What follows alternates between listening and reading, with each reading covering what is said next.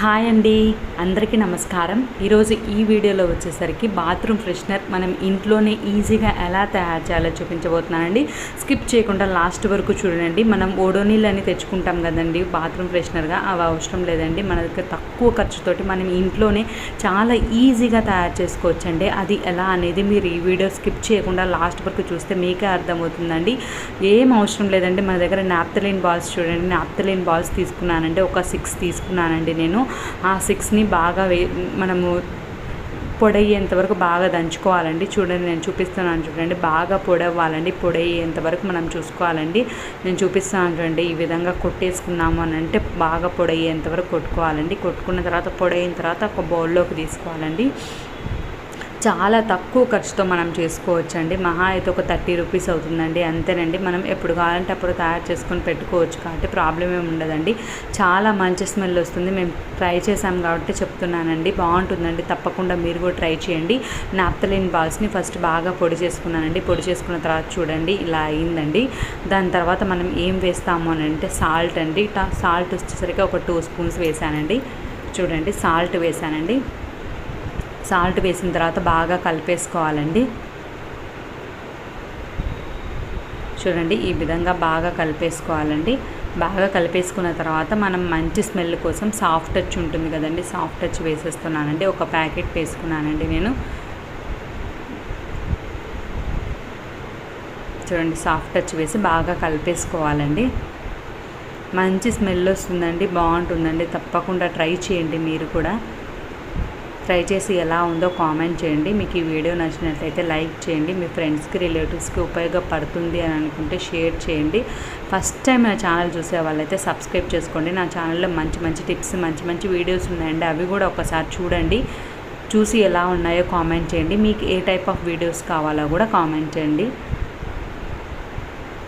చూడండి, ఈ విధంగా నీట్గా వేసేసుకొని బాగా కలిపేసుకోవాలండి.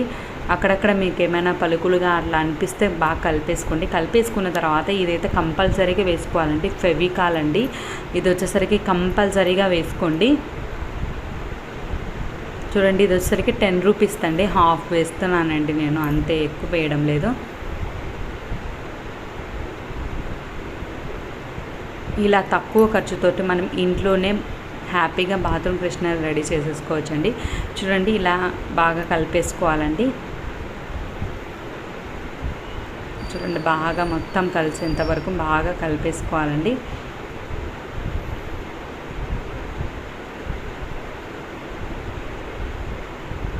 ఇలా నీట్గా కలిపేసుకున్న తర్వాత మనం ఏదైనా దారం ఉంటుంది కదండి, దారాన్ని మనము దాంట్లో వేసేసుకొని పెట్టుకోవాలండి. ఎందుకంటే మనం హ్యాంగ్ చేసుకునే దానికి వీలుగా ఉండేటట్టు కొంచెం స్ట్రాంగ్గా ఉంటుంది కదండి, మరీ పలచగా లేకుండా కొంచెం స్ట్రాంగ్గా ఉండే దారాన్ని దాని లోపల వేయాలండి. చూడండి, ఎలా వేస్తున్నానో, ఎలా అంటున్నానో ఆ విధంగా వేసేసుకొని అలా లోపలికి పెట్టేసుకోవాలండి. బయటికి లేకుండా లోపలికి పెట్టేసుకోవాలండి.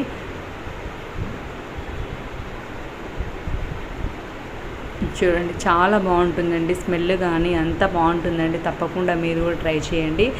మనం ఈజీగా తక్కువ ఖర్చుతో మనం ఇంట్లోనే తయారు చేసుకోవచ్చు కాబట్టి ఏం ప్రాబ్లం ఉండదండి. తప్పకుండా ట్రై చేయండి మీరు కూడా. ఇదిగో ఇలా తయారు చేసుకున్న తర్వాత మనం ఎండలో పెట్టేసుకోవాలండి. కానీ మాకైతే ఇది స్టార్ట్ చేసినప్పటి నుంచి వర్షాలే అండి, అందుకోసమనే నాకు కొంచెం వర్షం ఎండ ఉంటే ఒక రోజులో అయిపోతుందండి. ఎండ లేదు, వర్షాలు అట్లా ఉన్నాయంటే 2-3 డేస్ పడుతుందండి. నాకైతే ఇది ఎండిపోయేదానికి చాలా టైం పట్టిందండి. ఇలా తయారవుతుందండి. తయారైన తర్వాత మామూలుగా అయితే మనం బాత్రూంలో హ్యాంగ్ చేయాలండి, కానీ మాకు హ్యాంగ్ చేసేదానికి లేదండి. అందుకోసమనే కవర్కి హోల్స్ పెట్టుకున్నానండి నేను. ఆ హోల్స్లోంచి మంచి స్మెల్ వస్తుందండి. హోల్స్ పెట్టుకొని నేను కవర్ లోపల పెట్టానండి. కవర్ లోపల పెట్టి బాత్రూంలో హ్యాంగ్ చేశానండి. నిజంగా చాలా బాగుందండి. తప్పకుండా మీరు కూడా ట్రై చేయండి. ట్రై చేసి ఎలా ఉందో కామెంట్ చేయండి. మీకు ఈ వీడియో నచ్చినట్లయితే లైక్ చేయండి. Thank you.